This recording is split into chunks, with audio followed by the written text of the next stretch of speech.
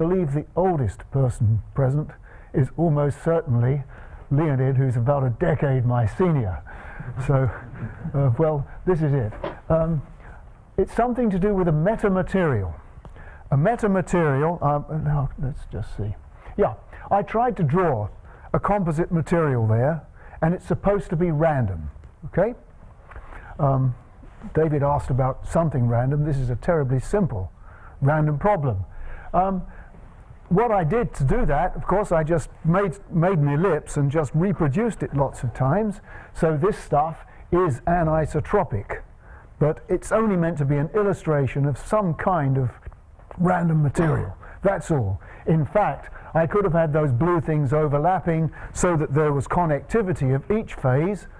Anything like that would still be the sort of material I'm talking about. So question one is, if I want to propagate waves through that, well, the real answer is you kick that material, what do you get? A mess. But as David was commenting, one of the things that people often do is to take the ensemble average, get the mean wave. Now the mean wave, calculated as an ensemble average, is not actually a spatial average, unless the wavelength is very long. If the wavelength is comparable with the structure, the ensemble average is just an ensemble average. So it's interesting for some purposes, and I'll just mention that it is possible to use the ensemble average as a building block from which to build, on top of which to build a local fluctuations.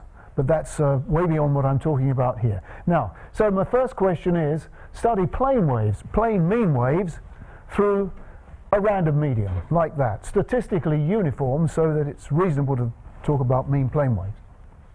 But then the next question is going to be this.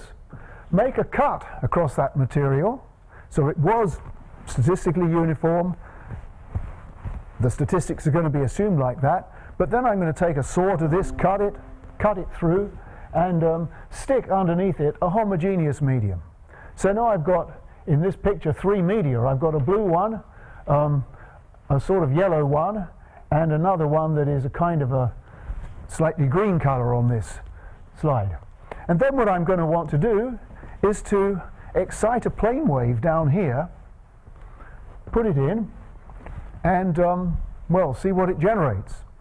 It's going to generate, as I say, actually a mess, but if you want, so what I'm going to be interested in is calculating the ensemble average. There's a load of work these days on such materials because it was noticed 20 years ago that you can get really funny properties from composites. You can get most peculiar effects, like for instance you can get a wave that comes in here and instead of refracting like that it can refract negatively like that, for instance. So, well, Michael recommended using names for things, and the physicists are good at that kind of thing. They christened these things metamaterials, which I expect did their funding prospects no harm at all. So I've used the term metamaterial in the title, but actually I'm just going to be talking about a composite, and it's going to be a rather simple composite. Okay, let me just put one more thing up. Actually, this is the only case I've solved so far. The green material here is replaced by the yellow material below. So, excuse me. So this thing is going to be much simpler. I emphasize all I'm really saying, I could equally have tried to solve the problem where I had blue material below, but that's the point, a two-medium problem rather than a sort of a three-medium problem. But I'm going to describe the three-medium problem. Okay, so now what am I really doing? I'm going to compromise ruthlessly because as far as I know, there is no solution of this sort of general class available anywhere. So I'm going to make huge compromises for the sake of hopefully doing some analysis. First, I'm going to say the material is acoustic material.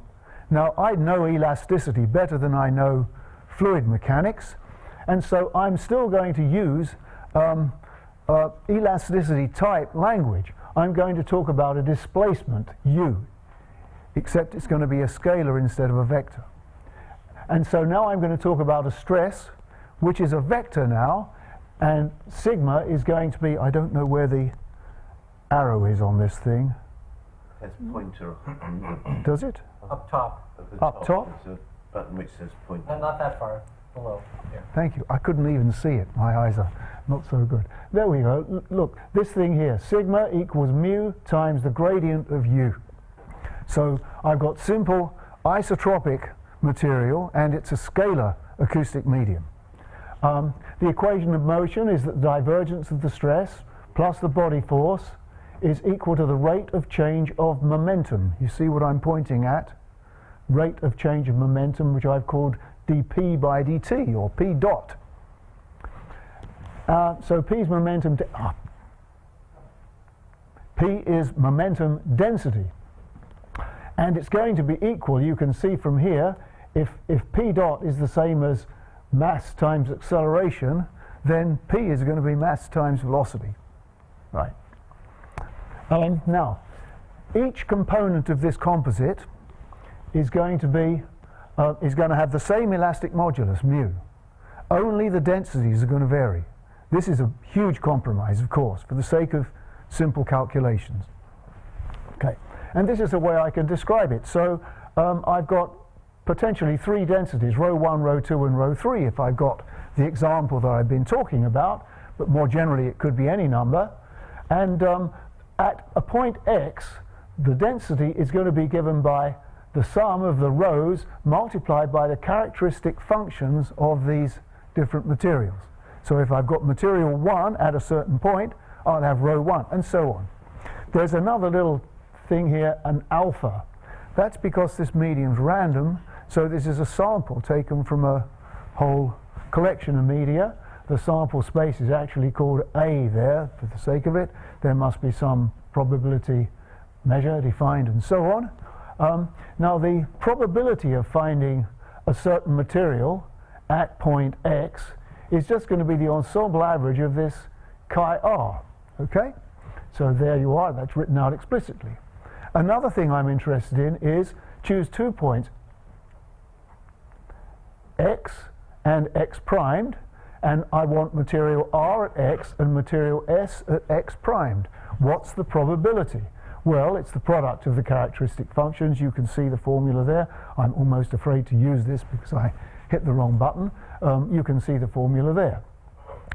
And now, if the composite is statistically uniform, I'd quite like to define this thing psi rs. Because of uniformity, it's going to be a function of x minus x primed rather than x and x primed separately. And it's going to be PRS, now a function of x minus x prime, minus PR times PS, now constants because of statistical uniformity. And the thing about this quantity here is that, assuming reasonable assumptions on random behavior, no long-term structure, if you like, that thing should decay to 0 when x gets far from x primed. When I say far, I mean on the scale of the microstructure, relative to a, so there's a correlation length involved. There's something else as well, because for a two-phase composite, chi1 plus chi2, they're the only ones, is always going to be 1, because one is 0, one is 1, and the others are 0. So if there are only 2, I'm going to have these relations that psi1, 1 and psi2, 2 are the same. It's minus psi1, 2. So all of these psi ij's can be represented in terms of just one parameter, one function, h. And I will be using that h later. That's why I've labeled it a bit now. Okay, where do we go? I'd like to introduce a comparison medium. It's going to have modulus mu the same, but it's going to have density rho 0. And I'd like to introduce something that I've called pi, which is rho minus rho 0 times u. So it's going to be related to this p thing, and related to the fact I'm using the wrong medium if I'm talking about rho 0. Okay? So then I can write down the solution of our initial boundary value problem, whatever it is, as u, and it depends on the sample, is going to be u0, which is the solution that you would have if you had comparison material, okay, minus some Green's function integral, and this is sort of the discrepancy, the error in the acceleration, if you like. Okay. And from now on, I'd like to Laplace transform this equation, with respect to time. So d by dt will just become s, and so there I've written out this thing like this. And of course, this still involves pi. Pi involves rho, and rho is stochastic. It only can take rho 1 or rho 2 or maybe rho 3, but it's still random.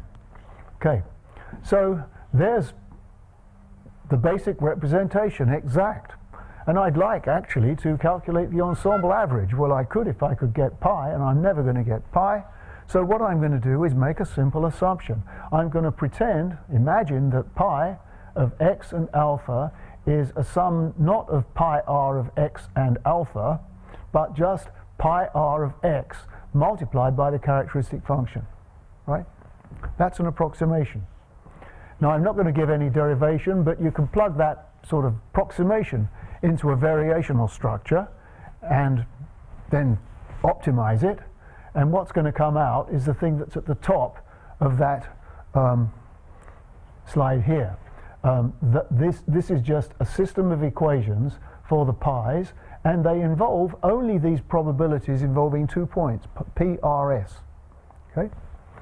And equivalently, because if I ensemble average the expression for u, I get this thing here, I can sort of interchange the u0 and the u, making a compensation of PRPS, which replaces this PRS by the psi, and the right side u0 by ensemble average u.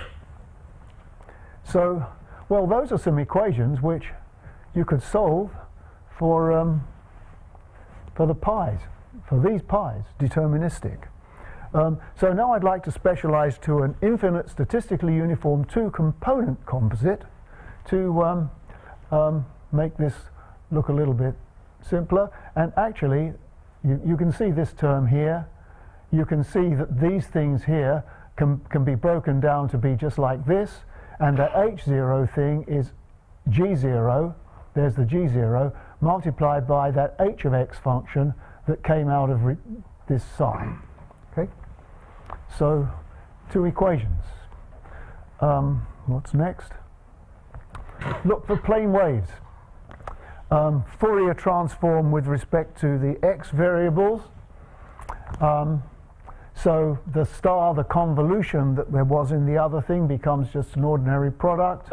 Solve the two equations which I had, and the solution is written out here. Have I said that right? Well, I hope I have. U equals u0 minus s0 g0 mean value of pi. I've solved for the mean value of pi. It's that expression in Fourier transform space. Rho hat, which appears here, is a sort of a wonky average. And if I plug through with this equation, I get that u is related to u0 like this. Now, u0 is the thing that's driven by some forces or other. If the forces are 0, and I would like mean value of u not to be 0, that's going to be a dispersion relation. So the dispersion relation is this thing has to be 0, and I can turn that round, make it look like that if I want to. Now, g0 is a Green's function, so 1 over Green's function is a symbol of the differential operator. That's easy enough. But of course, I still haven't told you about h0. I'm going to cheat now. It's not exactly a cheat. Remember, I'm doing sort of three-dimensional stuff. So the Green's function for an infinite body is written out here. It's 1 over r times an exponential. Suppose I chose that correlation function to be an exponential. It's just multiply them together. I just change that exponential. So now I know if I did that, that h0 would satisfy this relationship here. Okay? Well, if I plug that in, I get something very simple. That dispersion relation reduces to a quadratic in k squared. So that means there are going to be exactly two kinds of waves in this simple composite. And that's it. Two, not one. So in general, for a random medium, you'd probably get one pretty obvious wave and then a load of garbage. In fact, the only garbage I get in this is one more wave, which actually decays pretty fast. But never mind. Okay, so now I'd like to go back to the transmission and reflection problem. This is question 2. How do we get on with here? Well, as I've now got all these phases, I'm going to treat this thing as one of those media. I can still use the variational sort of formulation for it, but there are 3 polarizations, pi 1, pi 2, and pi 3. So I'm going to have to do something. Here we go. Well, I've written out the equations. This is just a recap at the top here of what the equations are. That's one that I showed you before, and that's the expression for the mean wave. And I've got to specialize that appropriately. Well, I'd like to introduce, for the half space, I've only got 2 polarizations, pi 1 and pi 2. So I'd like to form the jump and the average. That's in the composite. And in the homogeneous medium, that's down below, I've got the pi h average is just pi 3 exactly in my approximation. Okay? So if I specialize that, I've got 3 equations. Look, I can fiddle around with this and get an expression for the jump in terms of the average u in the composite, an expression for, well, this other thing in the composite, and this thing in the matrix, and that's actually exact, right? I can eliminate this h0.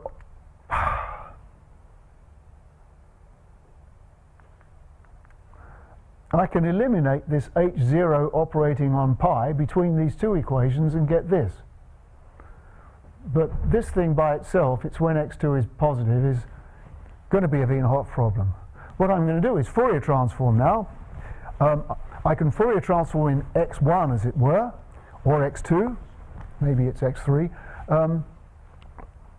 because the equations are translation invariant this way. It's just they're not invariant this way. So it's going to be a scalar Wiener-Hopf problem for sort of Fourier transform quantities. And let's see where we go next. Yeah, I've said at the top there you can transform them, and I've repeated there the top equation, and you'll notice it's a Wiener-Hopf type. And if you choose my special exponential h, it's even pretty simple. It's written out explicitly sort of there, okay, where this gamma squared is basically h0 squared plus a bit of other rubbish, and f plus is the right side I want, and so we can just solve that. I also had that expression for pi for the average of pi, this one, for the average of pi in terms of in terms of the jump in pi. So I can I know them both, and I also know the pi h, because that was the 3rd equation, which was exact anyway. So now I just observe that the average of u can be written out like that. Okay, this is the restriction to the upper half space, this is the restriction to the lower half space, and it's got this representation. So if I put those things together, what I get is this thing. I do apologize for this. What I get is this thing here, which is just a sort of Wiener-Hopf equation. The only thing that's at all curious about it is that when I had to solve one Wiener-Hopf problem to get this far, and that actually threw up in my simple problem this term here, the unknown solution in the composite at a particular point. So I suppose this is something to do with the pole removal method, which is a term I never knew, but there you go. People will hopefully enlighten me afterwards on what this is.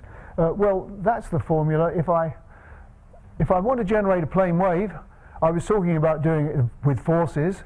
So what I'd like to do is to put a line of appropriate body force in the half space, so it'll generate an incident wave that looks like the thing at the top there called U incident, and it'll push a plane wave up there and a plane wave down there, but it's only the plane wave going up that's going to hit the composite, so that's the thing that I'm going to be interested in, the terms that he find there, and that's driven by a body force which you can see, and therefore U0 is going to be Green's function hitting this body force, and U0 in Fourier transform space is going to be the thing that's displayed in the middle there. So you can do a Wiener-Hopf split.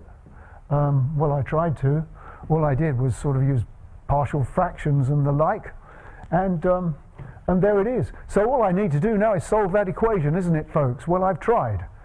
And as I say, I think this is because I'm old and frail and my eyesight and probably my brains are failing, but I haven't actually accomplished that yet. The reason is I can easily see that I can get a solution, but the big crunch is that because of this factor here in the half space, it looks as though I'm not only going to get waves traveling with the speed I want, but also with another speed which is just an artifact of the mathematics.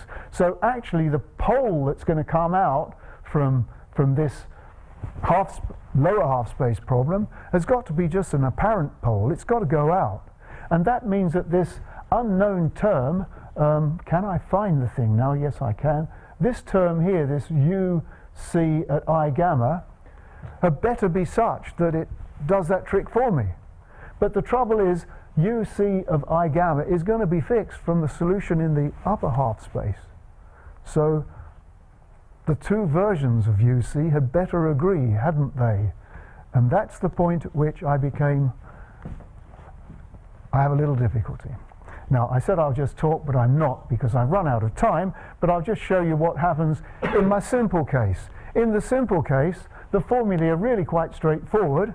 I've written up, there are two waves propagating, so there's an alpha wave and a beta wave, so there's two transmission coefficients and one reflection coefficient, and the formulae are quite simple. I won't explain the notation, and the picture, again, I'm not going to explain, but doesn't it look pretty because it's in three different colors?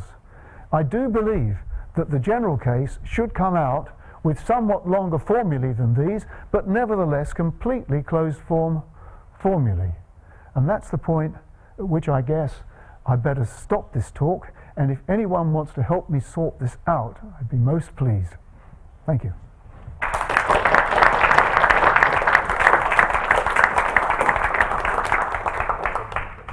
Michael? There's a result, I won't call it a theorem, from the theory of localization, saying that if the degree of disorder is suitably expressed as more than 17, then the random medium has no more propagating solutions, so they're all decaying. If it's less than that, then effective medium applies. Have you made connection with that literature? No, I haven't, I'm afraid. I've shown practically nothing of this. I've just shown you, what the calculations do. But in fact, if the frequency is not too high, the alpha wave, as I've called it, has very low attenuation, and the beta wave has high attenuation. But at higher frequencies, the alpha wave, the beta wave gets a bit less attenuation, the alpha wave gets more. So I expect that what I'd be showing here in this very simple case is a realization of what you just described. But it would only be a realization with this particular system. Can you just say what your assumptions were on the statistics of the distribution of your inclusions? So you had h of x, which yeah, that's it. Exponential. That was all it was. That's it. That's it. Yeah. I could say one thing about it. A well-known and quite approved of approximation in the theory of liquids is the Perkasiewicz approximation. You just have hard spheres and you do some statistical mechanics. It's not exact. Again, you make some closure assumption, but you get out some sort of pair distribution function. And if you then average, if you just don't look at the pair distribution function, but you calculate this two-point correlation so that I choose a point, there's no pen here, never mind. I choose a point here, and then there could be a sphere like that, or there could be a sphere like that, or there could be one that misses, and so on. You can calculate that h of r function, and you can plot it easily. The Perkins-Yavik